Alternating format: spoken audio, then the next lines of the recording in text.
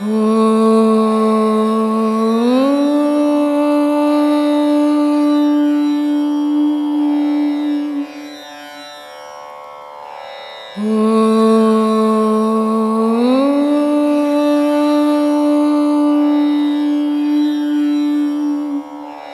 வணக்கம். ஆத்மா வணக்கம்பா.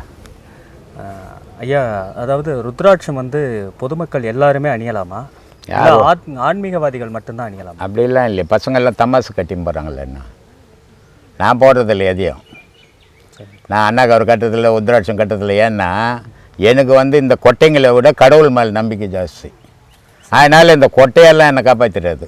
கடவுளால் தான் காப்பாற்ற முடியும். அதனால் இந்த கொட்டைங்களெல்லாம் நான் கட்டுறதும் கிடையாது, அதை நான் யாரும் கட்டிக்கணும்னு சொல்கிறதும் கிடையாது. இது வந்து அவங்கவுங்க திருப்திக்கு கட்டிக்கிறது. ஒரு கிறிஸ்டின் கட்டிப்பானா, முஸ்லீம் கட்டிப்பானா? இந்துக்களில் உத்ராட்சம் கட்டியிருந்தாங்க. அப்போது இங்கே கட்டிப்பாங்க, இங்கே கட்டிப்பாங்க, கழுத்தில் போட்டுப்பாங்க. இதெல்லாம் எதுக்குன்னா கடவுளுக்கு அங்கே உத்ராட்சத்துக்கும் சம்மந்தமே கிடையாது. எண்ணிக்கை போகணும். இப்போல்லாம் டைம் பீஸுக்குது, செல்லுக்குது, அதில் மணி பார்த்துக்கிறீங்க. அப்போ வந்து ஒரு மந்திரம் சொல்லும் போது அது இத்தனை உரு கொடுக்கணும்னு இருக்குது. அந்த உரு கொடுக்கறதுக்கு என்றதுக்காக அந்த கொட்டைங்களை கட்டின்னு இருந்தாங்க. ஆனால் அது இப்போ ஸ்டைல் ஆகி போச்சு. அதுக்கும் கடவுளுக்கும் சம்மந்தம் இருக்குதா எனக்கு தெரியலப்பா. அதை நான் கட்டுறதும் கிடையாது.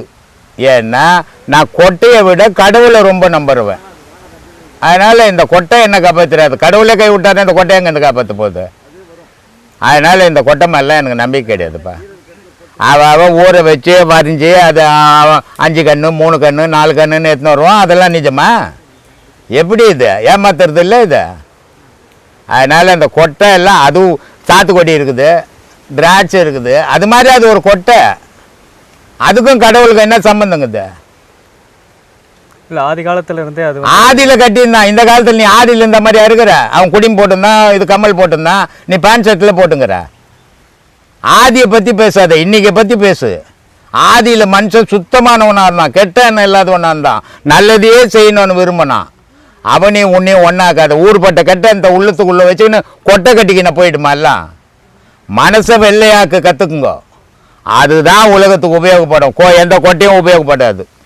அதனால் ஆதியில் கட்டியிருந்தான். ஆதியில் கோமணம் கட்டியிருந்தான். நீ திரும்ப கோமணம் கட்டின்னு இப்போ எது உனக்கு சௌகரியமாகுதோ அதை மட்டும் எடுத்துக்கிறீங்க. எது உங்களுக்கு பாதிப்பாகுதோ அதை விட்டுடுறீங்க.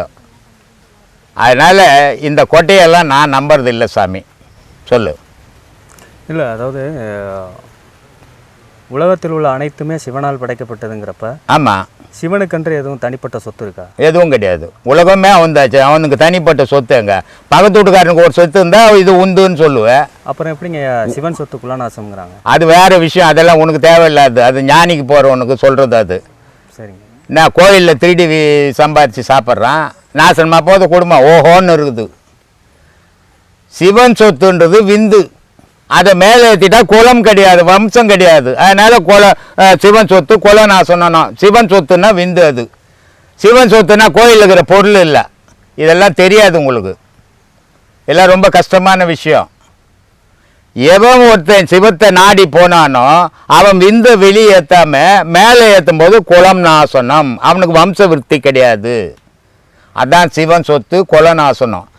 கோயிலில் வச்சுக்கிற அண்டா குண்டாலாம் சிவன் சொத்து கிடையாது, அது மனுஷன் கொடுத்தது. அதனால் கொலநாசனம்லாம் நினைக்காதீங்க. சொல்லுங்கள். அதாவது கடவுள் வந்து எங்கும் இருக்கார், எதிலும் இருக்கார். ஆமாம். அப்படிங்கிறப்ப அந்த தெய்வத்துக்காக வந்து ஏன் ஒரு கோயில் கட்டணும்? ஒரு இடத்துல இங்கே தான் வந்து கடவுள் இருக்கார். அவன் ஊரில் மனுஷங்கிறான்ல. ஒரே ஒரு கோயில் கட்டி வச்சிட்டா ஊரில் இருக்கிற எல்லா ஊரில் இருக்கிறவனும் போக முடியுமா? அதனால் ஊருக்கு ஒரு கோயில் வேணும். ஏன்னா நான் பல முறை சொல்லிக்கிறேன், கோயில் இல்லை கடவுள் உனக்குள்ளக்கிறாருன்ட்டு. அதனால் நீ கும்பிட்றதுக்கு ஒரு இடம் வேணும். அதனால் ஊராக அந்தந்த மக்கள் கோயில் கட்டிங்கன்னா அங்கங்கே வழிபடுறாங்க.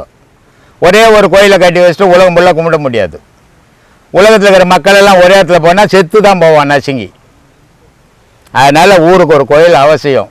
அவை சொல்லுது, கோயில் இல்லா ஊரில் குடியிருக்க வேண்டாம்னு. கோயில் எதுக்கு வேணும்னா ஒழுக்கம் வர்றதுக்கு கோயில் அவசியம்டான்னா. இல்லைன்னா ஒழுக்கமாக இருக்க மாட்டான், காட்டு மனுஷன் மாதிரி வாழ்வான், மிருகம் மாதிரி ஆகிடுவான். அப்போ கோயில் இருந்ததுன்னா ஒரு பக்தி, நல்ல அறிவுகள் வளரும் அப்படின்றதுக்காக கோயில் கட்டி வச்சாங்க. சொல்லு ஐயா. அதாவது இந்த கோவிலில் வந்து பிரகாரம் சுற்றி வந்து சரி கடைசியாக கும்பிட்டு விழுகும்போது வடக்க தான் தலை வச்சு கும்பிட்டு விழுகணுங்கிறாங்களே. இதெல்லாம் மனுஷன் வச்சுக்கிறது. சாமி எப்போ சொல்லிக்குதா நீ வடக்க வச்சு கும்பிடு தெற்க வச்சு கும்பிடுன்ட்டு. இல்லை அதுக்கும் அறிவியலுக்கும் எதுவும் ஒரு சம்பந்தமும் கிடையாது. அறிவியல்ன்றது நீ தான். நீ எந்த பக்கம் பார்த்தினாலும் அறிவியல் தான். இந்த பக்கம் பார்த்தா கிழக்க பார்த்த அறிவியல் இல்லை, மேற்க பார்த்த அறிவியல் இல்லை, தெற்க பார்த்த அறிவியல்னு அது அறிவியல் சொல்லி வச்சு உன்னை ஒரு பயம் பொத்தி இப்படியெல்லாம் ஒழுக்கத்துக்கு எடுத்துன்னு வரத்துக்கு அதெல்லாம் வச்சாங்க. ஆனால் அறிவியலுக்கும் அதுக்கும் சம்மந்தமே கிடையாது. அறிவியல் சாமி கும்பிட்றது அறிவியல். எந்த மதத்திலையும் இல்லாத ஒரு சிறப்பு இந்து மதத்தில் அறிவியல் பூர்வமாக தெய்வத்தை வழிபட வச்சான். ஒரு கோயில் உள்ளே போனீங்கன்னா அது எவ்வளோ பெரிய கோயிலாக இருந்தாலும் எப்படி பெரிய பெரிய சாமியாக இருந்தாலும் முன்னாடி ஒரு பிள்ளையார் கோயில் இருக்கும். பிள்ளையார் கோயிலாண்ட போய் 2 கொட்டு போட்டுக்குன்னு 3 பக்கம் சுற்றி தோப்பக்கரணம் போட வச்சான். இது அறிவியல் பூர்வம். ஏன்னா அங்கே பிள்ளையார் உன்னை தோப்பலம் போட சொல்ல, போட்டின்னா உன் உடல்நிலை சீராக இருக்குன்றதுக்காக தோப்பலம் போட வச்சான். இப்படி ஒவ்வொரு சாமியாண்டியும் ஒவ்வொரு விதமாக கும்பிட வச்சது அறிவியல் பூர்வமாக வச்சான். உலகத்தில் இன்றைக்கி புது புது மதங்கள் தோன்றுச்சு. ஆனால் எல்லா மதமும் இந்து மதம் எப்போ தோன்றுச்சுன்னே தெரியாது. ஆனால் இந்து மதம் முட்டாள் மதம்னு கூட சொல்லுவான். ஆனால் அந்த முட்டாள் கும்பிட்ற மாதிரி தான் உலகத்தில் இருக்கிற எல்லா மதமும் சாமி கும்பிடும். அது கிறிஸ்துவ மதமாக இருந்தாலும் சரி, முஸ்லீம் மதமாக இருந்தாலும் சரி, இந்து மதமாக இருந்தாலும் சரி, புத்த பிச்சா இருந்தாலும் சரி, யாராக இருந்தாலும் தலையை கீழே வச்சு பொட்டத்தை தூக்கி தான் சாமி கும்பிடுவோம். இதுதான் வழிமுறை. மதம்ன்றது அங்கே இல்லை. இது அறிவியல் பூர்வம். உன் உடல் நீர் ஆகப்பட்டது உன் மூளைக்கு அந்த நீர் திரும்பி உன் இடுப்புக்கு போச்சுன்னா நீ மனிதனாக இருப்ப, மிருகமாக மாற மாட்டேன்றதுக்காக கும்பிட வச்சான். கருத்தறிய கருத்தாய்மை. எந்த ஒரு செயலை செய்தாலும் எண்ணம் கருத்து 2 உண்டு ஒரு மனிதனுக்குள்ள. எண்ணமும் உண்டு, கருத்தும் உண்டு ஒரு மனிதனுக்குள்ள உருவாவது. ஆனால் எண்ணங்கள்ன்றது கலையக்கூடியது, கருத்துக்கள்ன்றது கலையாத பதிவாகக்கூடியது. இந்த கருத்துக்கள் எங்கே பதிவாகுது? மூளையில் பதிவாகுது. மனசு மனுஷனுக்கு எங்கே இருக்குது? மூளையில் இருக்குது. அதனால தான் ஒரு ஆக்சிடெண்ட் ஆச்சு, பேசலை, விழுந்துட்டான். என்ன நடந்தது? மூளைச்சாவுப்பா. மனச்சாவுன்னு சொல்லலை, மூளைச்சாவு. அப்போ மனுஷனுக்கு மனசு எங்கே இருக்குது? மூளையில் இருக்குது. ஆனால் மனுஷனுக்கு மனசு இங்கேன்னு அடிச்சுப்பான். இங்கே இல்லை. இங்கே 5 பஞ்சபூதங்கள் இருக்குது, இதயம் இருக்குது. ஆனால் மனசு மூளையில் இருக்குது. இந்த மனசில் பதிகிறது தான் கருத்து. ஆனால் நீ பார்த்தது, கேட்டது, படித்தது, கலையிறதெல்லாம் எண்ணங்கள். ஒரு மாதம் பொறுத்து இங்கே நான் என்ன பேசினேன் அப்படின்னா அது எண்ணங்களாக கோர்த்து இருந்ததுன்னா கலைஞ்சி போயிருக்கும், சொல்ல தெரியாது. ஆனால் அது கருத்தாக பதிஞ்சிருந்ததுன்னா இதை பேசுனீங்க சாமி அன்றைக்கி, இதை சொன்னீங்க அப்படின்னு சொல்லுங்க. அப்போ கருத்து வேறு, எண்ணங்கள் வேறு. கருத்தாய் எந்த செயலை செய்தாலும் கருத்தால் செய்யணும், எண்ணங்களால் செய்யக்கூடாது. கலையக்கூடியது எண்ணங்கள், கலையாதது கருத்து. அந்த கருத்து உனக்கே அது திரும்பி உபயோகப்படும். அதனால் எதை செய்தாலும் கருத்தாக செய்யுங்கன்னு சொல்கிறார். சரிங்க. நீங்கள் திருநாவுக்கரசர் அப்பூதியடிகளுடைய சீடர் வீட்டில் அவருடைய குழந்தை திருநாவுக்கரசரை உயிர் பிழைத்தார்னு சொன்னீங்க. சரி. அதே பாம்பாட்டி பாடல்லையும் நீங்கள் விளக்க கொஞ்சம் சொன்னீங்க ஐயா. சரி. அந்த பாம்பாட்டி பாடலுக்கும் கண்ணதாசன் பாடலுக்கும் சில வித்தியாசம். பாம்பாட்டி பாடல் செய்யுள் வடிவில் இருக்கும். கண்ணதாசனுடைய பாடல் பாமரை மக்களுக்கு கூட புரிகிற மாதிரி இருக்கும். பாம்பாட்டி பாடல் சொல்கிறாரு, நாதர் முடி மீது இருக்கும் நாகப்பாம்பே, உனக்கு நச்சிப்பை வைத்தது யார் சொல்லு பாம்பே, பாதாளத்தில் குடி புகும் பாம்பே, குடி புகும்போதே தலையை வாங்கும் பாம்பே அப்படின்னு பாடுறார். இது சாதாரண மக்களுக்கு புரியாது. இந்த பாடலை கண்ணதாசன் எடுத்து சொல்கிறான், நாதர் முடி மீது இருக்கும் நல்ல பாம்பே, உனக்கு நல்ல பெயர் வைத்தது யார் சொல்லு பாம்பே, ஆதிசிவன் தலையமர்ந்த ஆணவம்மா, அவன் அங்கமெல்லாம் விளையாடும் தைரியம்மா, ஊர் கொடுத்த பால் குடித்து உயிர் வளர்த்தாய், பால் உண்ட சுவை மாறும் முன்னே நன்றி மறந்தாய் அப்படின்னு கனவு. அதுதாங்க ஐயா. அவர் சொன்னது வந்து 7 தடவை சொல்றாரு இல்லைங்க ஐயா, அந்த 7 தடவை எதுக்கு ஐயா சொல்றாரு? 7 தடவை சொன்னார் மகான்னு. நீ மனுஷன் ஒரு தடவை சொல்லு போதும், புரியும் எல்லாருக்கும். ஐயா நான் சொன்னது நான் என்ன நினைக்கிறேங்க, 7 சக்கரங்கள் இருக்காங்கல்ல ஐயா, அதுன்னு நினைச்சிட்டு நான் கேட்குறேன். வேணாமா, அதான் இருக்கலாம் மூலாதாரம் சுவாதி மேலும் தரங்கி வருது இல்லைங்க ஐயா. அதுக்கும் சம்மந்தமே இல்லை. பாட்டு வேற. மூலாதாரம், சோதிஸ்தானம், மணிப்பூரகம், அநாகதம், விசித்தி, ஆஜ்ஞை, சகசிரமம், அது வேற. ஓ சரி, நான் அந்த இறங்கி வர்றதுக்காக அவர் சொல்றாரான்னு அங்கேருந்து இறங்கலை. பாம்பு கிட்ட பேசுகிறாரு அவர். உன் மனசை மாற்றிக்கோ, இவ்வளோ கொடூரமான வேலை செய்யாத, உனக்கு நல்ல பேர் வச்சிருக்கிறாங்க, கடவுள்கிட்ட வாழற நீ, அதனால் உன் நிலையை மாற்றிக்கின்னு அந்த விஷத்தை கட்சி எடுத்துடுன்னு சொல்கிறாரு. அப்புறம் அந்த பாம்பு வந்து விஷத்தை கட்சி எடுத்துரும், குழந்தை போச்சுக்கோ, அந்த திருநாவுக்கரசை அமைச்சிட்டு அவர் போயிடுவார். உள்ளமே கோவில் ஊரடம்பு ஆலயம் வள்ளல்வராருக்கு வாய் கோபுரவாசல் தெள்ளத் திளைந்தாருக்கு சீவன் சிவலிங்கம் கள்ளப்புலனைத்தும் காளாமணி விளக்கே. இந்த காளாமணி விளக்கேக்கு மட்டும்தான் கொஞ்சம் விளக்கம். 5 பஞ்சபூதம், 5 பஞ்சபூதமும் மணி விளக்கு ஒவ்வொன்றும் அதை அதனுடைய செயலை செய்துங்க. இப்போது ஒருத்தர் பேசுனா காது கேட்குது, வாய்க்கு கேட்குமா? வாய் பேசுனா மூக்குக்கு கேட்குமா?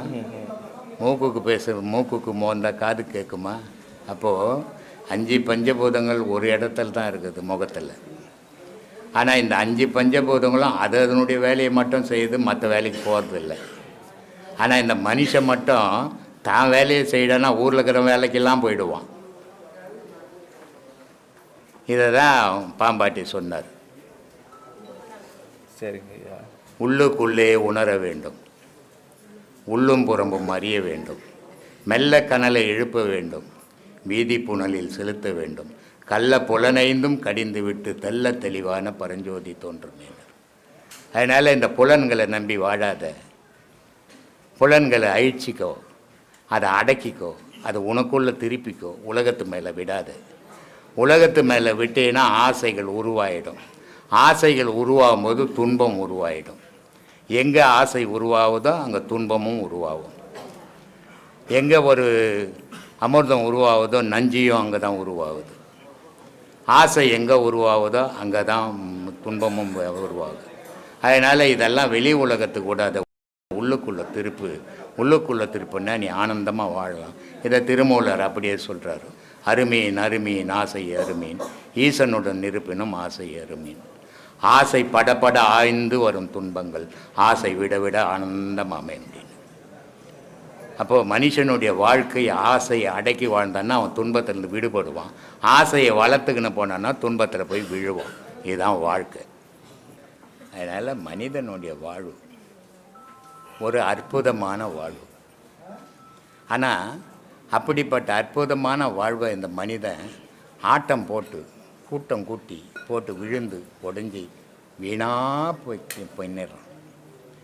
இந்த அற்புதமான வாழ்க்கை எப்படி வாழணுன்றது தான் நம்ம பேசின்னு வரோம். ஆமாம். ஏன் இவ்வளோ துன்பப்படுற? நீ உழைக்கிற, நீ சம்பாதிக்கிற, நீ சாப்பிட்ற, எதுக்கு உனக்கு துன்பம்? இங்கே எங்கே எதில் உருவாகுது அந்த துன்பம்? யோசித்து பார். ஒரு நிமிஷம் கண்ணை மூடிக்கோ, உட்கார்ந்துடு.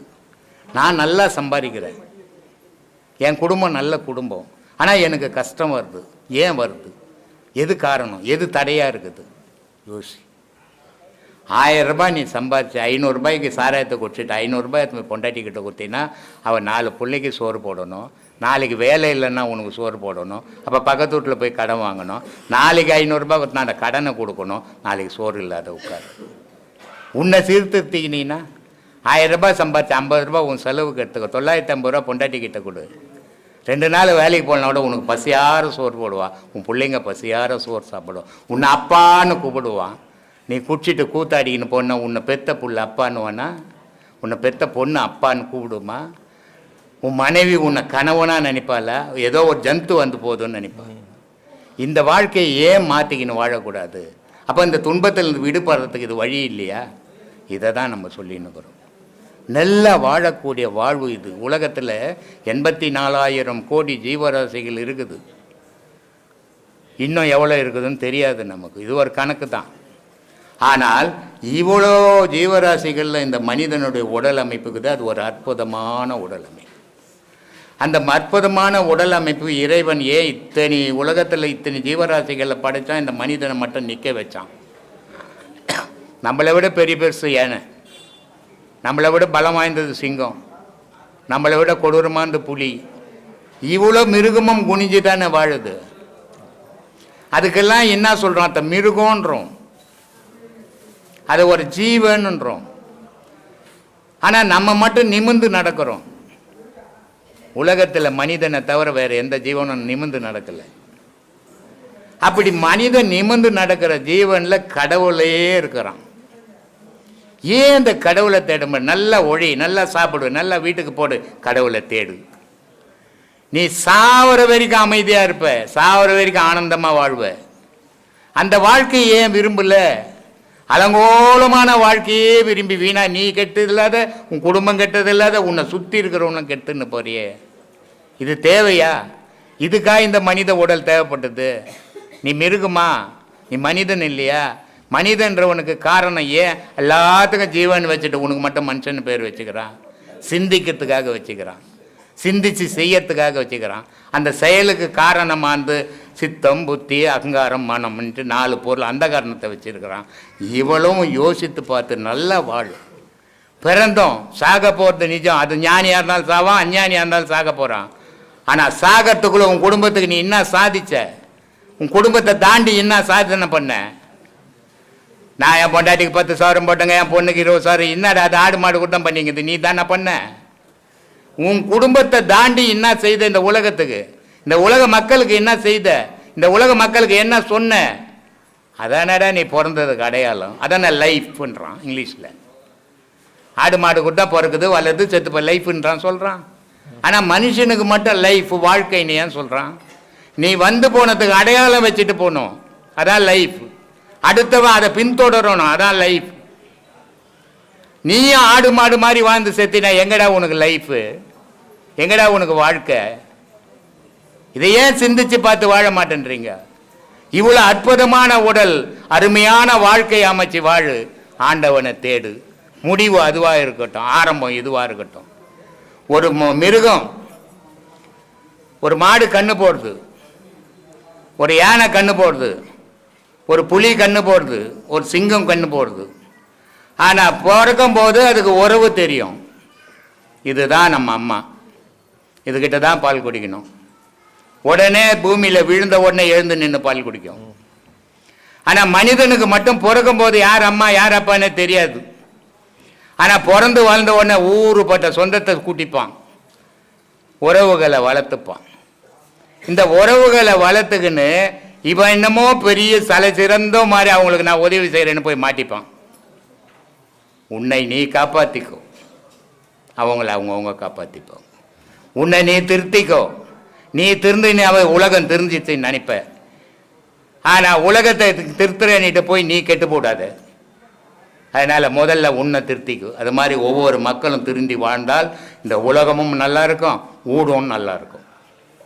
அதுக்கு தான் இவ்வளோ பேசிக்கிறோம்.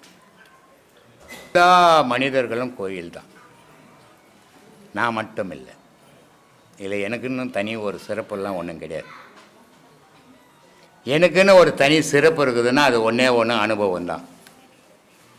நான் பல வீடியோக்களில் சொல்கிறேன், ஒவ்வொரு மனிதனும் எல்லாத்தையும் மறந்துடுங்க, அனுபவத்தையும் அவமானத்தையும் மட்டும் மறக்காதீங்க. அனுபவமும் அவமானமும் உங்களுடைய வாழ்க்கைக்கு முன்னேற்றத்துக்கு ஒரு படிக்கட்டுக்கெல்லாம் மாற்றிக்குங்க. ஏன்னா மனுஷனுடைய வாழ்க்கையில் அனுபவம் ரொம்ப அவசியம். அந்த அனுபவத்துக்கு ஈடாக எந்த புத்தகமோ எதுவுமே அறிவுரை கூறாது. அனுபவம் தான் நிஜம். அதே நேரத்தில் அவமானம் தான் உன்னுடைய வாழ்க்கையினுடைய படிக்கட்டுக்கெல்லாம் மாற்றிக்கணும். நான் என்னையே அவன் பட்டணும், என்னை விட அவன் தாழ்ந்தவன், அப்படி நான் அவங்ககிட்ட போய் ஏன் அசிங்கப்பட்டேன் அப்படின்னு இந்த அவமானத்தை திரும்பி திரும்பி திரும்பி நீ நினைக்கும் போது நீ உயர்றதுக்கு வாய்ப்புகள் கிடைக்கும். அதனால் நான் அடிக்கடி சொல்லுவேன், அவமானத்தையும் இந்த அனுபவத்தையும் மறக்காதீங்க, மற்றதெல்லாம் கூட மறக்கலாம். உங்கள் வாழ்க்கைக்கு அவசியமானது அனுபவமும் அவமானமும். அது மாதிரி எனக்குன்னு ஒரு தனி சிறப்பு இருக்குதுன்னா அது ஒன்றே ஒன்று, அனுபவம் மட்டும்தான். மற்றதெல்லாம் நடமாடும் கோயில், எல்லாரும் நடமாடும் கோயில் தான். எல்லோருக்குள்ளும் தெய்வம் இருக்குது. அதனால் சொன்னால் ஊன் உடல் ஒரு பெருங்கோயில், உள்ளம் ஒரு ஆலயம், கள்ள புனல் நீக்கி கருத்தோடு இருப்போருக்கு தெல்ல தெரிவான பரஞ்சோதி தோன்றுமே. அப்போது எல்லார் உடலும் ஒரு கோவில் தான். பேட்டனு கோயிலினுடைய பேட்டனு மனுஷனுடைய உடல் தான். அப்போது வாயே வாசப்படி தலையே கோபுரமாக அமைச்சிருக்கிறான். அப்போ தெய்வமே மனிதன்கிட்ட தான் இருக்குது. இதை தான் நான் சொல்லின்னு இருக்கிறேன். அதனால் எல்லாரும் ஒரு கோவில் தான், எல்லாரும் ஒரு தெய்வம் தான். இங்கே யாருக்கு நான் உலகத்தில் எங்கேயும் பார்த்துருப்பேன், சாமிக்கு ஆரத்தி எடுப்பாங்க, சாமிக்கு பூஜை புனஸ்காரங்க பண்ணுவாங்க. ஆனால் மனுஷனுக்கு ஆரத்தி எடுப்பானா இவனா? நான் இது வரைக்கும் மனுஷனுக்கு ஆரத்தி எடுத்துக்கிறேன். ஏன்னா அவனுக்குள்ளே இருக்கிறது தான் எனக்குள்ளே இருக்குது, எனக்குள்ளே இருக்கிறது தான் அவனுக்குள்ளே இருக்குது. நான் கடவுள்னா அவனும் கடவுள் தான், அவன் கடவுள்னா நானும் கடவுள் தான். அவனுக்கு அவன் கடவுள், யாருக்கு யாரும் கடவுள் கிடையாது. அப்படி நினச்சி வாழ்ந்தீங்கன்னா எல்லாருடைய வாழ்க்கையும் சிறப்பாக இருக்கும். நான் ஒரு உயர்ந்த பிறவி உலகத்தில், இந்த உயர்ந்த பிறவிக்கு நான் என்ன செய்யணும், என்னுடைய செயல் என்ன, இறைவன் எனக்கு இட்ட வேலை என்ன, அதை நான் சீராக செய்வேன் அப்படின்ற முடிவோடு நீங்கள் வாழ்ந்தீங்கன்னா உங்கள் வாழ்க்கையும் சிறப்பாக இருக்கும், தெய்வ வழிபாடும் சிறப்பாக இருக்கும். யாரு கையிலும் தெய்வம் இல்லாமல் இல்லை. உன் மனத்துக்கு ஏற்ற மாதிரி உன் உடலுக்குள்ள வந்து தெய்வம் வழிகாட்டுது உனக்கு. உன் மனசு நல்லதை நினச்சேன்னா தெய்வம் சொல்லுது நல்லது செய்கிற, நல்லா செய். தெய்வம் நீ உன் மனசுக்குள்ளே நான் திருட போகிறேன்னா நல்லா திருடுற, போய் திருடு. ஏன்னா தெய்வம் உள்ளுக்கு இருந்து நீ திருட போகும்போது திருடாதுன்னு இது என்ன தெய்வம், திட்டு தெய்வமாகுதுன்னு திட்டுவேன். அதனால் தெய்வம் ஒரு துணையாக போகுது. ஒவ்வொரு மனிதனுக்குள்ளும் அவன் மனம் என்னவா நினைக்குதோ அதுக்கு தெய்வம் துணையாக போயின்னுக்குது. ஆனால் இந்த நன்மை செய்யும்போது உனக்கு அடுத்த பிரிவில் நன்மை கிடைக்க போகுது, தீமைகள் செய்யும்போது அடுத்த பிரிவில் சோறு இல்லாத தவிக்க போகிற 4 பேர் காரி முய போகிறான் உன்னை. அதை புரிஞ்சு நடந்துக்குன்னு வாழுங்க, அதுதான் வாழ்க்கை. இடைக்கால சித்தர் சொல்றாரு, மனமெனும் மாடு அடங்கினால் தாண்டவ கோணே முக்தி வாய்த்தது என்று தாண்டவ கோணேன்னு சொல்றாங்க இல்லையா? மனசை வந்து மாடுக்கு ஒப்படுறாங்க அப்படின்னா அது வந்து சொல்லுங்க, அது ஏங்க ஐயா அப்படி சொல்றாங்க? இப்போ வந்து நீ ஒரு மாடு தானப்பா, நீ ஒரு மாடு தான். சிவன் கோயிலில் பார்த்துருக்குறீங்களா, சிவபெருமானை என்ன தூக்கின்னு வருது? நந்தி. அந்த உடம்பு நம்ம உடம்பு நந்தின்னா அது மாடு. மாடு. இப்போ உன் உடம்புல சிவம் இருக்குது, உன் உடம்பு மாடு. இதை சிவத்தை தூக்கின்னு தான் நம்ம உலகெல்லாம் சுற்றின்னுக்குறோம். அப்போ நம்ம மாடு தானே. அப்போ அவர் சொன்னது ஒன்று தப்பு இல்லையா? தப்பு இல்லைங்க. அதனால் அவர் சொல்கிறாரு, இருவினை மாடுகளை ஏக விடுக்கோனே உன் அடங்கமான மாடு ஒன்று அடங்கி விடுங்கோனர். இந்த மனசுன்ற மாடுக்குது, அந்த மாடு அடங்கன்னா இந்த 2 நல்வினை தீவினை மூச்சை நல்லா ஓட்டு அந்த மாடு அடங்கிடும்னாரு இடைக்காடர். ஆத்மா வணக்கம்மா. எங்கேருந்து வரீங்க? கரூர் மாவட்டம். என் பேர் மீனா. எனக்கு என்னன்னா, ஒரு பொண்ணு தனியா வாழ முடியாதுங்களா? ரொம்ப கஷ்டமா, ரொம்ப கஷ்டம். ஆம்பளை வாழலாம், பொம்பளை வாழறது ரொம்ப ரொம்ப ரொம்ப ரொம்ப கஷ்டம். ஏன்னா இந்த உலகம் வாழ விடாது. வாழ விடலை தான், நான் இல்லைன்னா சொல்லலை. ஆனால் ஒரு பொண்ணு நினச்சா தனியாக வாழ முடியும் தானே? நினச்சிட்டா வாழலாம். நினச்சிட்டா ஒரு பொண்ணால் காட்டில் கூட வாழ முடியும். ஆனால் வாழறது கஷ்டம்தான் சொல்கிறேன். அதுக்கு வைராகியம் வேணும். கஷ்டம்னு தெரிஞ்சிருச்சு, இதுதான் பாதைன்னு தெரிஞ்சிருச்சு, ஏன் அதில் போனால் என்னன்னு தான் நான் கேட்குறேன். தாராளமாக தாராளமாக, அதுதான் தாராளமாக எல்லாராலையும் வாழ முடியும். ஆனால் ஒரு ஆணை விட பெண்ணுக்கு துன்பம் வரும், தொடர்ந்து வரும். இப்போ ஒரு ஆம்பளை தனியாக ஒரு வீட்டில் இருக்கிறான், யாராவது 4 பொம்பளை போய் அந்த வீட்டுக்கு போய் தட்டுவாங்களா? இல்லை போக வரும்போது வேடிக்கை பார்ப்பாங்களா? நான் யாரும் பார்க்க மாட்டாங்க. ஆனால் ஒரு பெண்ணு தனியாக இருந்துட்டாங்கன்னா சும்மா இருக்கிறதெல்லாம் அங்கே வந்து உரண்டை இருக்கும். அப்போ ஒரு பெண்ணு பாதுகாப்புன்றது ஒரு பெண்ணுக்கு அவசியம். ஆனால் எது வரைக்கும் என் வாழ்க்கை இப்படி ஆகிப்போச்சுப்பா, நான் தனியாக நின்று தான் வாழணும்னு ஒரு முடிவு வந்துச்சு. அப்போ என்னால் தனியாக வாழ முடியாதான்னா தாராளமாக வாழ முடியும். அப்போ அங்கே எப்படிப்பா வாழ முடியும்? சில இடத்துல வளைஞ்சு கொடுக்கக்கூடாது, சில இடத்துல வளைஞ்சு கொடுத்து தான் ஆகணும். சரிங்களா? எல்லாருக்கிட்டையும் பழகிற மாதிரி, எல்லாருக்கிட்டையும் சிரித்து பேசுகிற மாதிரி என் வீட்டை சுற்றி நான் பண்ணேன்னு சொன்னால் தேவையில்லாத பிரச்சனைகள் அங்கே வந்து நிற்கும். ஒரு வேலைக்கு போகிறேன், அங்கே 4 பேரோட பேசலாம் பழகலாம், அதுவும் அங்கேயே நின்று போச்சு. வீட்டுக்கு வந்ததுக்கப்புறம் நான் எப்படி இருக்கணும்? ஒரு ஆர்மியில் ஒருத்தன் இப்படி இருக்கானா அப்படி இருந்து பழகணும். அப்போ யாராவது தவறாக நினச்சா கூட என்னை நெருங்கி வர்றதுக்கு அவன் பயப்படுவான். அப்போ எப்படி இருக்கணும், என் வார்த்தையும் என் சொல்லும் என் செயலும் எப்படி இருக்கணும்னா வெட்டு 1 துண்டு 2ன்னு இருக்கணும். அப்போது கிட்ட வர்றதுக்கே எல்லாரும் யோசிப்பாங்க. தனியாக இருக்கிறவங்க இந்த வழியை கையாளணும். அப்போ தான் அவங்களுக்கு பாதுகாப்பு. இப்போ இந்த வாழ்க்கைங்கிறது நான் வாழ்கிற வாழ்க்கை தானே. கண்டிப்பாக. ஆனால் என்னை சுற்றி தான் எல்லாரும் எனக்காக முடிவு எடுக்கிறாங்களோ ஒழிஞ்சு எனக்கு என்ன முடிவுங்கிறது என்னால் எடுக்க முடியல. இப்போ நான் ஒரு வார்த்தை நான் பேசுகிறேன்னா அவங்க எனக்கு 10 வார்த்தை பேசிடுறாங்க. ஆனால் நான் என்ன நினைக்கிறேன்னு அவங்கள்ட்ட சொல்ல முடியல. என்னை பைத்தியக்காரிங்கிறாங்க. இப்போ எனக்கு என்னங்கிறது நான் தான் முடிவு பண்ணணும். எனக்கு என்ன பாதைங்கிறது நான் தான் போகணும். ஆனால் அவங்க எப்படி சொல்கிறாங்க, நீ பேசுகிற தப்பு, உனக்கு என்ன தெரியும், 27 வயசு தான் ஆகுது, நீ பேசுகிறது கரெக்டா, எங்கள் அனுபவத்தில் நான் சொல்கிறேங்கிறேன். நான் படுற அனுபவத்தோடய அவங்க படுறாங்க. ஒரு பொண்ணை நான் தனியாக நான் என்ன அனுபவப்படுறேன்னு எனக்கு தான் தெரியும். ஆனால் அவங்க முடிவு பண்ணிடுறாங்க. உனக்கு கல்யாணம் பண்ணுறதா இருக்கட்டும், உனக்கு ஒன்று பண்ணுறதா இருக்கட்டும், அவங்க தான் யோசிக்கிறாங்க ஒழிஞ்சு எனக்கு என்ன வேணுங்கிறது அவங்க யோசிக்க மாட்டேங்கிறாங்க. அவங்களுக்குலாம் என்னால் சொல்லி புரிய வைக்கவும் முடியல. அதனால் நீங்கள் என்ன வேணாலும் யோசிச்சுட்டு போங்க, என் வாழ்க்கையில் நான் தனியாகவே வாழ்ந்துக்கிறேன் அப்படின்னு ஆமாசாமி போட்டு போக வேண்டியதான். வேறு என்ன பண்ணுறது? இதை உங்கள் மேலே இருக்கிற அக்கறையில் சொல்கிறாங்களா இல்லை உங்கள் மேலே இருக்கிற கோவத்தில் சொல்கிறாங்களா? எனக்கு முன்னாடி ஒன்று சொல்கிறாங்க, முதுகுக்கு பின்னாடி ஒன்று பேசுகிறாங்க, எல்லாம் தான் பண்ணுறாங்க. அது ஒன்றும் நம்ம பண்ண முடியாது இல்லைங்கண்ணா. டெய்லி ஒன்று கேட்டுட்டு தான் இருக்கேன். அவங்கவுங்க பேசுகிறவங்க பேசிக்கிட்டே தான் இருக்காங்க. எல்லாத்துக்கிட்டும் நான் பதில் சொல்லிகிட்டு இருக்க முடியாதுல்ல. நீங்கள் என்ன வேணாலும் பேசிட்டு போங்க அப்படின்னு விட்டாச்சு. ஆனால் நான் இந்த இடத்துக்கு நான் வரேன்னா முதல் காரணம் என் வீட்டுக்காரர் தான். அவர் இல்லைன்னா நான் இந்த இடத்துக்கு வர முடியாது. அவர் போனதுனால தான் இந்த இடத்துக்கு நான் வந்திருக்கேன். நான் நினச்சி சந்தோஷம் தான் நான் படுறேன். அதுவே அவர் இருந்திருந்தாருன்னா 4 செவத்துக்குள்ளே இருந்திருப்பேன் நான். இன்னைக்கு அவர் இல்லாதனால தான் நான் உலகத்தை பார்க்குறேன். என் பிள்ளைங்களை நான் தனியாக வளர்க்க முடியுங்கிற ஒரு நம்பிக்கையில் நான் இருக்கேன். இப்போ நான் சந்தோஷம் தான் படுறேன். நான் வருத்தப்படவே இல்லை. அவர் இறக்கும்போது நான் வருத்தப்பட்டேன். 1 வருஷம் சுற்றினேன். நம்ம நிலைமை என்னடா இப்படி ஆயிடுச்சு அப்படின்னு. இன்னைக்கு நான் சந்தோஷப்படுறேன். கடவுளை அடையிறங்கிற ஒரு பாதை எனக்கு கிடைச்சிருக்கு. அவர் இருந்தால் அந்த பாதையை நோக்கி நான் போயிருக்க மாட்டேன். இன்னைக்கு அந்த பாதை என்னை தூக்கி விடுது. இன்னைக்கு நான் அந்த நிலைமையில இருக்கேன்னா அது காரணமே நான் சந்தோஷம் தான் படுறேன். எனக்குள்ள நான் பேசிக்கிறேன். நீங்க எனக்கு ஆறுதல் சொல்லுவீங்க நான் நினைக்கவே மாட்டேங்கிறேன். எனக்குள்ள நான் பேசிக்கிறேன். எனக்கு ஒரு முடிவுனா நான் எனக்குள்ள அழுதுக்கிறேன், எனக்குள்ள பேசிக்கிறேன். அப்ப எனக்குள்ள இருக்க இறைவனை நான் எனக்குள்ளேயே நான் பார்த்துக்கிறேன். நான் சந்தோஷப்படுறேன். இந்த நிலைமைக்கு நான் இருக்கேன்னா நான் ரொம்ப ரொம்ப சந்தோஷப்படுறேங்கண்ணா. நான் சிவனை வழிபடுறேன். சிவன் எனக்குள்ளதான் இருக்காரு. நான் வெளியில தொலைவுல இல்லை, எனக்குள்ள இருக்காரு. நான் தேடி பார்க்குறேன். எனக்குள்ள பேசுறாரு. ஒன்று நான் எனக்குள்ள எல்லாமே பண்ணிக்கிறேன். ஆனால் என்னன்னா அந்த திருவாசகம் இதெல்லாம் நான் டெய்லி படிச்சுட்டே தான் இருக்கேன். ஆனால் திருவாசகத்தில் என்னென்ன இருக்கு அதுதான் எனக்கு தெரியல. திருவாசகம் நான் டெய்லி படிக்கிறேன். ஆனால் அதுக்கான பொருள் எனக்கு புரியுது. ஆனால் இருந்துமே திருவாசகம் நன்மை தானேண்ணா. அதில் திருவாசகம் படித்தா படிக்கிறவங்களுக்கு கண்ணீரில் தண்ணியாக ஊற்றணுவாங்க. யாராவது படிச்சவங்களை பார்த்துருக்கீங்களா? எனக்கு அந்த இமை பொழுதும் என் நெஞ்சில் நீங்காதான் தாழ்வாழ்கன்னு சொல்லும் போது அந்த கண்ணீர் தண்ணி வருது. வந்ததுன்னா திருவாசகம் படித்ததுக்கான பலன் உங்களுக்கு கிடைச்சதுன்னு அர்த்தம். இன்னைக்கு என்னை கேட்குறாங்க, எப்போ பாரு பைத்தியக்காரி மாதிரி சிவன் சிவன்னு சொல்லிகிட்டே இருக்கியா, அதில் நீ என்ன பண்ணுறேன்னு கேட்குறாங்க. நான் அவங்கள்ட்ட சொல்கிறது ஒன்றே ஒன்று தான். இமை பொழுதும் இந்த நிமிஷத்தில் கூட நான் அவரை நினச்சிட்டே தான் இருக்கேன். அதனால எனக்கு இது ஒன்றும் பெருசாக தெரியல. அப்படி நான் சொல்லிகிட்டே தான் இருக்கேன்.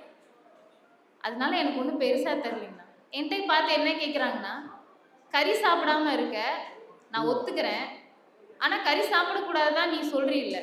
ஆனால் காய்கறி விளையுது, மண்ணில் தான் விளையுது, அதுவும் மறுபடியும் விளையுது. அதை பிடுங்கி நீ கீரை சாப்பிட்றீல்ல, அப்போ அதெல்லாம் சாப்பிட்ற. இப்போ இது மட்டும் நீ சாப்பிட மாட்டேன்னு சொல்கிறேன்னு என்னை பார்த்து கேள்வி கேட்குறாங்கண்ணா. அதுக்கு நான் சொல்லிட்டு வந்தேன், நான் சென்னை போகிறேன், நான் குருவை பார்க்க தான் போகிறேன், உங்களுக்கு கேட்டு நான் பதில் சொல்கிறேன் அப்படின்னு சொல்லிட்டு தான் வந்தேன். நியாயமான கேள்வி தான் சாமி. உலகத்தில் படைச்சது எல்லா உள்ளேயும் உயிர்னு ஒன்று இருக்குது. உயிர்னு ஒன்று இல்லைன்னு சொன்னால் அது வளர போகிறதே இல்லை. ஒரு விதையாக போட்டது அது மரமாவோ செடியாவோ கொடியாவோ ஆகுதுன்னா என்ன அர்த்தம்? அதுக்குள்ளேயும் உயிரோட தன்மை இருக்கிறதுனால தான் அது வளருது. அப்போது ஆடு மாடு கோழி பன்னின்னு அதை வெட்டி சாப்பிட்டா மட்டும்தான் நமக்கு பாவமா? அப்போ இதுலேயும் உயிர் இருக்குது, இதெல்லாம் சாப்பிட்டா நமக்கு பாவம் இல்லையா? நல்ல அருமையான கேள்வி தான். நல்ல கேள்வி தானே சாமி? எனக்கு டெய்லி அவங்க கேட்குற கேள்வினா, இப்போ ஒரு கோழியை வெட்டுறோம், அது துடிக்குது. அது துடிக்கும் போது நாம் சந்தோஷமாக இருப்போமா இல்லை வருத்தப்படுவோமா? கஷ்டப்படுவோம். ஒரு முருங்கை மரத்துலேருந்து ஒரு முருங்காவை அறுக்கிறோம், அது அறுத்ததுனால நான் அழுவேனா சிரிப்பேனா? ஒன்றும் பண்ண மாட்டேன். ஏன் பண்ணல? அங்கேருந்து ஏதோ ஒன்று பறிச்சிட்டேன். அப்போ அந்த முருங்கைக்காக உயிர் போச்சுன்னு வச்சுக்கலாம். அங்கே உயிர் போனால் துடிச்சது, இங்கே உயிர் போனால் ஏன் துடிக்கலை? ஒரு ரோஜா செடியிலேருந்து ஒரு ரோஜாவை நான் பறிக்கிறேன். அப்போ அதனால அந்த உயிர்லேருந்து நான் பறித்து எடுத்துட்டேன். நான் வருத்தப்பட்டேனா? சந்தோஷப்பட்டேனா? ரோஜாவை பார்க்கும்போது எனக்கு சந்தோஷமாக இருந்தது. ஆனால் பறித்ததுக்கான எந்த வேதனையும் எனக்குள்ளே இல்லை. அப்போது பாவமும் புண்ணியமும் எங்கே இருக்குது அப்படின்னா சாப்பிட்றதுல இல்லை. ஒரு உயிர் துடிச்சதுன்னா அது எதுவாக இருந்தாலும் பாவம் உன்னை வந்து தொத்திக்கும். ஒரு முருங்கை மரத்தை வெட்டிட்டேன், திரும்ப அது முளைச்சி வரும் அப்படின்னா என்ன அர்த்தம்? நான் வெட்டினா கூட அதுலேருந்து உயிர் போகலை. ஆனால் ஒரு ஆட்டுத்தலையை வெட்டிட்டேன், திருப்பி முளைக்குமா? அப்போ உயிர் போயிடுச்சு. அப்போ உயிர் போகிறதுனால ஒன்று துடிக்குது, அந்த துடிப்பு இருக்கிறதுனால எனக்கு பாவமும் புண்ணியமும் வருது. அப்போ பாவம்னு எதை சொல்கிறோம்? நான் ஒரு உயிரை கொன்னால் அது துடிச்சதுன்னா அங்கேருந்து எனக்கு பாவம் வந்துடும். நான் ஒரு செடியிலேருந்து ஒன்று பறித்து அதுக்கு எந்த சூடு சொரணியுமே இல்லை, அது எப்பவும் போல் திரும்பவும் பூ பூக்கும், காய் காய்க்கும். அப்போனா என்ன அர்த்தம்? அது உயிர் போகலை. உயிர் பலி எங்கே நடக்குதோ அது மட்டுமே பாவம். உயிர் பலி எங்கே இல்லையோ அது எதையை சாப்பிட்டாலும் உனக்கு பாவம் வந்து சேராது. நீ ஒரு முருங்கை அறுத்தாலும் திரும்பி முருங்கை காய்க்கும், ஒரு கீரை அறுத்தாலும் திரும்ப காய்க்கும். சரிங்களா? அப்போ என்ன அர்த்தம்? உயிர் அங்கே போகலை. அப்போ என்ன அர்த்தம்? உயிர் கொலை நடந்தால் மட்டுமே பாவம். உயிர் கொலை எங்கே நடக்கலையோ அதை எதை சாப்பிட்டாலும் நமக்கு பாவம்ன்றது இல்லைம்மா. ஓகேங்க. இந்த அமைதியா இருக்கிறதுன்னு இருக்கு இல்லைங்கண்ணா, எல்லா நேரத்துலையும் அமைதியாலாம் இருக்க முடியல. இப்போ காலைல தூங்கி 2 மணிக்கு எந்திரிச்சோம்னா ஒரு 7, 8, 9 மணி வரையும் மனம் வந்து நமக்குள்ள அடங்கிதான் இருக்கு. அந்த 9 மணிக்கு மேல வெளி உலகத்தை பார்க்கணுமா, அந்த வெளி உலகத்தை பார்க்கும்போது அந்த மனங்கிறதே அமைதியா இல்லை. அவங்கள்ட்ட பேசலாமா, இப்படியே போயிருதா, அந்த இடத்துல ஒரு கொஸ்டின் வருது. காலையில இருந்து அமைதியா தானே இருந்தேன், இந்த நிமிஷத்துல மட்டும் நீ அமைதியா இருக்க மாட்டேன்னு எனக்குள்ளேயே ஒரு கேள்வி வருதுங்கண்ணா. அப்ப எல்லா டைமே அமைதியா இருக்கணும்னா என்னென்ன பண்றது? ரொம்ப ரொம்ப ரொம்ப கஷ்டமா. எல்லா டைமில் அமைதியாகணும்னா நாம் என்ன பண்ணோன்னா நேராக ஒரு காட்டுக்கு போயிடணும். யாரும் இல்லாத இடத்துல ஒரு வீடை கட்டிக்கணும், உள்ள ஒரு குடிசை கட்டிக்கணும். அங்கெல்லாம் போய் உக்காண்டோம்னா யார் தொந்தரவும் இருக்காது. ஆனால் அப்படி இருக்க முடியாதா? இருக்க முடியலைங்கண்ணா. முடியாது. வீட்டுக்கே வந்தாலும் பிள்ளைங்க இருக்கிறாங்க, வீட்டை விட்டு வெளியே போனால் உலகம் இருக்குது. அப்போது குடும்பத்துக்கும் உலகத்துக்கும் நடுவில் நான் வாழக்கூடிய நம்மளால் அமைதியாக இருக்கிறதுன்றது ரொம்ப ரொம்ப ரொம்ப கஷ்டம். ஆனால் அமைதியாக இருக்க உங்களால் முடிஞ்சதுன்னா உங்களை விட பாக்கியசாலி உலகத்தில் யாரும் கிடையாது. அந்த அமைதி இல்லாதனால தான் அமைதியை தேடி ஒவ்வொருத்தரும் ஓடிக்கினே இருக்கிறாங்க. உங்களுக்கு ஒன்று இல்லை, இன்னொருத்தருக்கு வேறு ஒன்றும் இல்லை, குடும்பமே இருந்தாலும் அமைதியை தேடி ஏன் ஓடணும்? கொண்டாடி இருக்குது, புள்ள இருக்குது, வீடு இருக்குது, வாசல் இருக்குது, ஆனால் ஏன்பா போகிறேன்னா அமைதியாக இல்லைப்பா. அப்போ யாருக்குமே அமைதி இல்லாமல் இருக்குது தான் இந்த உலகத்தோட நியதி. ஆனால் அதை நம்ம வெளியே தேடி ஓடணும்னா முடிவே கிடையாது. எங்கேயாவது ஒரு இடத்துல உக்காந்துக்கின்னு என்னோட அமைதி கெடுறதுக்கும் நான் அமைதியை தேடி ஓடுறதுக்கும் காரணமான என் மனசை என் கண்ட்ரோலில் வச்சுக்கின்னு சொன்னால் அந்தந்த நொடியிலேருந்து நான் எங்கேயும் ஓட வேண்டியதில்லை, அமைதி தானாக வந்துடும். யார் கூட இருந்தாலும் உலகன்றது தண்ணி மாதிரி, அந்த தண்ணி எதை போய் சேர்ந்தாலும் அது கூட போய் சேர்ந்துடும். ஆனால் தாமரை இலையை நான் மாறினேன்னா தண்ணியோடு நான் இருந்தாலும் அந்த தண்ணியோட எந்த அறிகுறியும் என்கிட்ட ஒட்டவே ஒட்டாது. அந்த மாதிரி தாமரை இலை மாதிரி என் வாழ்நாளில் நான் மாறிட்டேன், என் மனம் மாறிச்சின்னு சொன்னால் இந்த உலகத்தோடு நான் வாழ்ந்தால் கூட அதோட பலம் பலவீனம் எதையும் என்னை தாக்காது. அதுக்காக மட்டும்தான் இங்கே பாடம் கொடுக்குறாங்க. இதை சாதாரணமாக எல்லாரும் அனுபவிக்க முடியுமானா எல்லாராலையும் அனுபவிக்க முடியாது. அது யாரால் அனுபவிக்க முடியும்னா ஒரு பைத்தியக்காரனால தான் அதை அனுபவிக்க முடியும். ஒரு பைத்தியக்காரனால் இந்த உலகத்துலேருந்து எந்த துன்பமும் அவனுக்கு இல்லை, எந்த இன்பமும் அவனுக்கு இல்லை. ஆனால் நம்மளால் அந்த மாதிரி ஆக முடியுமா? ஆக முடியாது. ஆனால் அந்த மனநிலையை எனக்கு ஏற்படுத்தி கொடுக்கணும். யாரால் கொடுக்க முடியும்? ஒரு குருவால், ஒரு கலையால் அப்படி ஒரு நிலையை ஏற்படுத்தி கொடுக்க முடியும். அப்போது நான் இந்த உலகத்தோடு வாழ்ந்தால் கூட இந்த உலகம் பண்ணக்கூடிய எதுவும் என்னை தாக்காமல் என்னை தற்காத்துக்கணும். அதுக்காக தான் பாடமா.